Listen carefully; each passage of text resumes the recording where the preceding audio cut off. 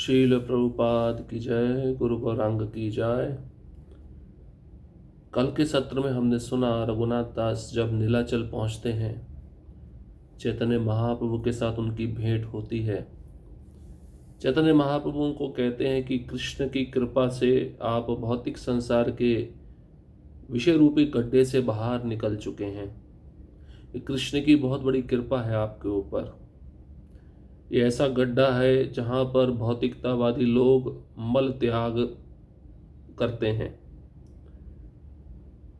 और चैतन्य महाप्रभु कहते हैं भौतिकतावादी जीवन में जो लोग लिप्त रहते हैं वह मल में रहने वाले कीड़ों के समान हैं, जो उस मल को त्याग नहीं पाते। और जिनमें दृढ़ संकल्प होता है घर में रहने के लिए, जिन्होंने गृह व्रत लिया हुआ है, वास्तव में वे समझते हैं कि ये घर में रहना बहुत सुख है, लेकिन वह सुख न होकर दुख से भरा हुआ जीवन होता है। उनकी अवस्था बहुत गर्हित होती है। तो ऐसे लोग कभी भी भवपाश से निकल नहीं पाते। तो केवल भवपाश से निकालने के लिए उनको कृष्ण की कृपा की आवश्यकता होती है, और कृष्ण ने वह कृपा आपके ऊपर की है। रघुनाथ दास कहते, मैं तो कृष्ण को नहीं जानता, मैं तो केवल आपको जानता हूँ। आपकी कृपा से मैं पारिवारिक जीवन से बच गया हूँ। तब चैतन्य महाप्रभु कहते हैं कि तुम्हारे पिता और ताऊ दोनों मेरे संबंधी हैं। मेरे नाना नीलांबर चक्रवर्ती के साथ उनके संबंध थे, तो वह मेरे नाना के समान लगे। इस तरह से चैतन्य महाप्रभु उनके साथ परिहास करते हैं। चैतन्य महाप्रभु कुछ और भी शिक्षा रघुनाथ दास को देना चाहते हैं। यद्यपि ब्राह्मण्य करे ब्राह्मणेर सहाय, शुद्ध वैष्णव नहे हय वैष्णवेर प्राय। चैतन्य चरितामृत अंतलीला 6वां अध्याय श्लोक क्रमांक 198। यद्यपि तुम्हारे पिता तथा ताऊ ब्राह्मणों को दान देते हैं और उनकी बहुत सहायता करते हैं, किंतु तो भी वे शुद्ध वैष्णव नहीं हैं। हाँ, वे प्रायः वैष्णवों जैसे हैं।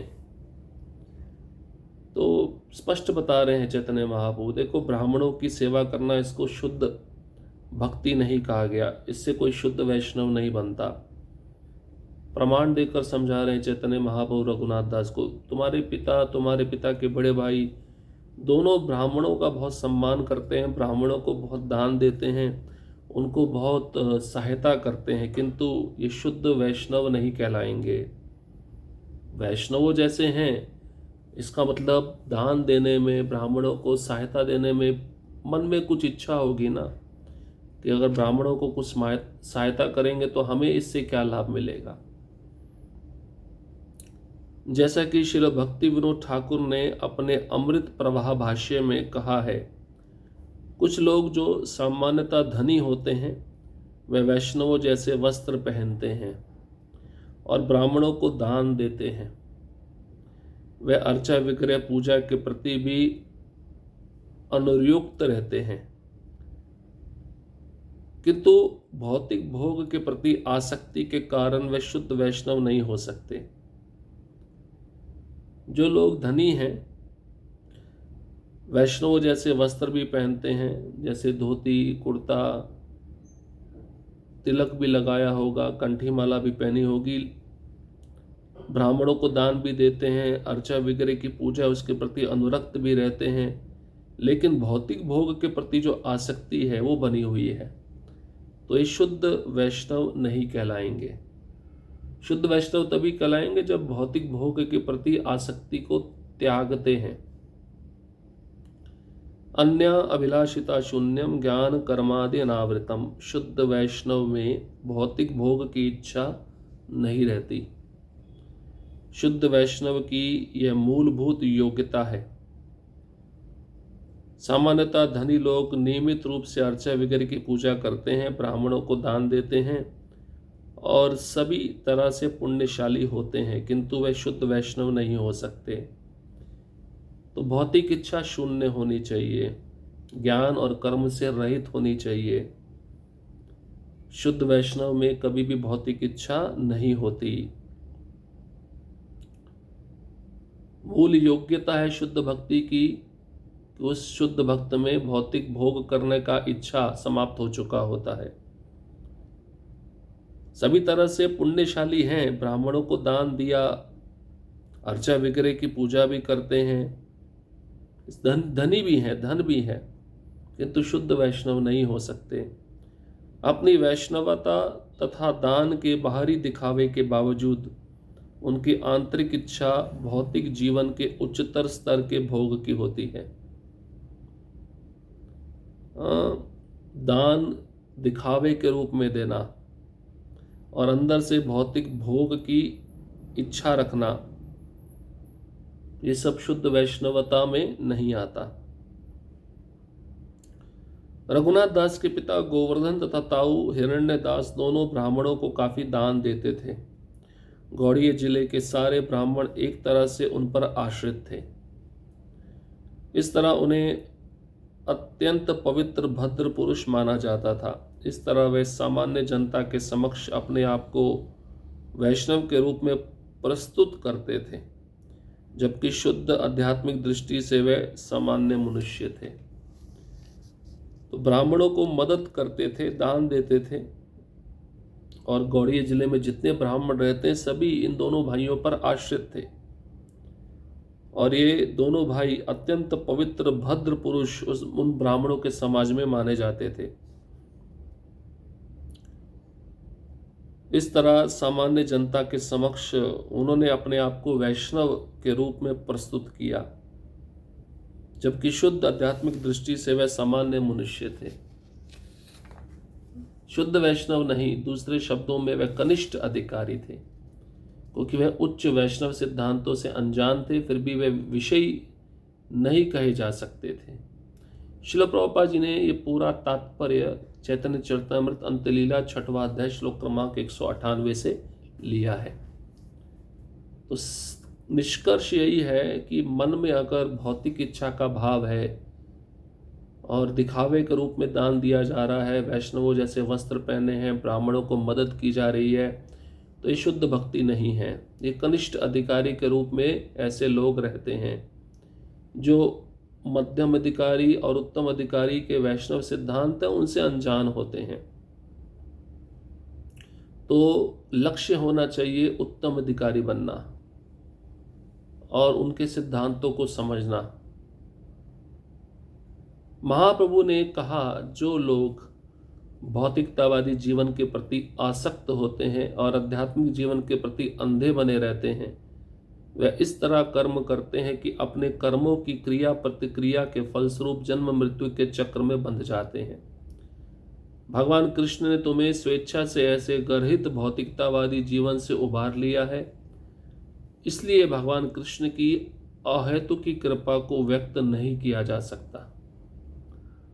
जो लोग भौतिकतावादी जीवन में बहुत आसक्त है, आध्यात्मिक जीवन के बारे में कुछ भी पता नहीं है, ऐसे लोग कर्म करते हैं तो कर्मों की एक्शन रिएक्शन क्रिया प्रतिक्रिया के रूप में जन्म मृत्यु के चक्र में फंसे रहते हैं। और भगवान कृष्ण ने तो स्वेच्छा से तुम्हें ऐसे गर्हित भौतिकतावादी जीवन से निकाल लिया है, इसलिए भगवान कृष्ण की जो कृपा है उसको व्यक्त नहीं किया जा सकता। ऐसा चैतन्य महाप्रभु रघुनाथ दास को कह रहे हैं।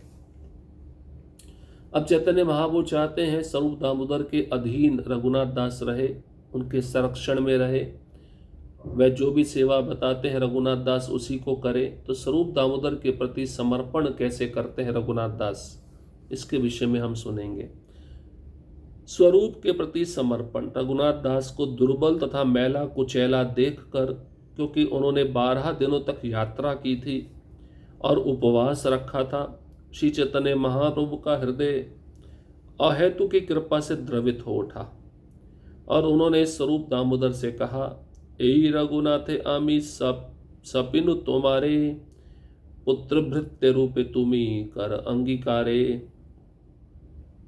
चैतन्य चरितामृत अंतलीला 6वां अध्याय श्लोक क्रमांक 202। उन्होंने कहा, हे प्रिय स्वरूप, मैं इस रघुनाथ दास को तुम्हें सौंपता हूं। तुम इसे कृपया अपने पुत्र अथवा दास के रूप में स्वीकार करो। अब चैतन्य महाप्रभु ने देखा रघुनाथ दास 12 दिन से यात्रा करके नीलाचल पहुंचे थे। 12 दिनों में उन्होंने 3 बार कुछ सूखा सा खाया था, शरीर दुर्बल हो गया था और शरीर पर जो वस्त्र थे मैले कुचैले थे और उपवास बहुत रखा था। चैतन्य महाप्रभु का जो हृदय है रघुनाथ दास को देखकर द्रवित हो उठा। उन्होंने स्वरूप दामोदर से कहा, देखो हे प्रिय स्वरूप, मैं इस रघुनाथ दास को तुम्हें सौंपता हूं। तुम इसे कृपया अपने पुत्र के समान स्वीकार करो और अथवा अपने दास के रूप में स्वीकार करो। इसको ऐसा समझो कि तुम्हारा पुत्र है। तीन रघुनाथ नाम है अमार गणे, स्वरूपेर रघु आजी है ते इहार नामे। अब मेरे संगियों में 3 रघुनाथ हैं। आज से यह रघुनाथ स्वरूपेर रघु, स्वरूप दामोदर का रघु कहलाएगा। चैतन्य महाप्रभु कहते हैं 3 रघुनाथ हैं मेरे पास, 3 भक्त हैं जिनका नाम रघुनाथ है। ये जो रघुनाथ है ये स्वरूपेर रघु कहलाएगा, स्वरूप दामोदर का रघु। पहचाना कैसे जाए भाई? 3 भक्त हैं, तीनों का नाम रघुनाथ है, तो मैंने इसको तुम्हें सौंपा है, इसलिए इसके तुम्हारे नाम के द्वारा इसकी पहचान होगी। कहने का तात्पर्य यह है स्वरूपेर रघु, स्वरूप दामोदर का रघु। एत कही रघुनाथेर हस्त धरिला, स्वरूपेर हस्ते तारे समर्पण कैला। चैतन्य चरितामृत अंत्यलीला 6वां अध्याय श्लोक क्रमांक 204। यह कहकर श्री चैतन्य महाप्रभु ने रघुनाथ दास का हाथ पकड़ लिया और उसे स्वरूप दामोदर गोस्वामी के हाथों में सौंप दिया। चैतन्य महाप्रभु ने रघुनाथ दास का हाथ पकड़ा और स्वरूप दामोदर गोस्वामी के हाथ में दे दिया। अब ये तुम्हारी संपत्ति है, तुम्हारा दास है, तुम इसको पुत्र के समान रखो, इसको प्रेम दो, ये तुम्हारा कर्तव्य है। स्वरूप दामोदर गोस्वामी ने यह कहते हुए रघुनाथ दास को स्वीकार किया कि हे प्रभु, आपकी जो भी आज्ञा हो वह स्वीकार्य है। तब उन्होंने रघुनाथ दास का फिर से आलिंगन किया। स्वरूप दामोदर देखिए चैतन्य महाप्रभु को कहते हैं कि आप जैसा आज्ञा बताएंगे मैं वैसा करूंगा, जो भी आज्ञा आप देंगे मुझे स्वीकार होगी। और रघुनाथ दास को फिर से चैतन्य महाप्रभु ने आलिंगन दिया। श्री चैतन्य महाप्रभु के अपने भक्तों के प्रति वात्सल्य बहुत अधिक था। रघुनाथ दास के ऊपर दयालु होकर महाप्रभु ने गोविंद से इस प्रकार कहा। रघुनाथ दास ने रास्ते में कई दिनों तक उपवास किया है और अनेक कष्ट उठाए हैं, इसलिए कुछ दिनों तक इसकी ठीक से देखभाल करो जिससे वह जी भरकर खा सके। तो चैतन्य महाप्रभु अपने भक्तों के प्रति वात्सल्य प्रकट करते थे। वात्सल्य मतलब माता पिता का प्रेम। भगवान तो वैसे माता पिता है ही सबके, सभी जीव उनकी संतान हैं। तो रघुनाथ दास के प्रति भी चैतन्य महाप्रभु वात्सल्य प्रेम प्रकट कर रहे हैं।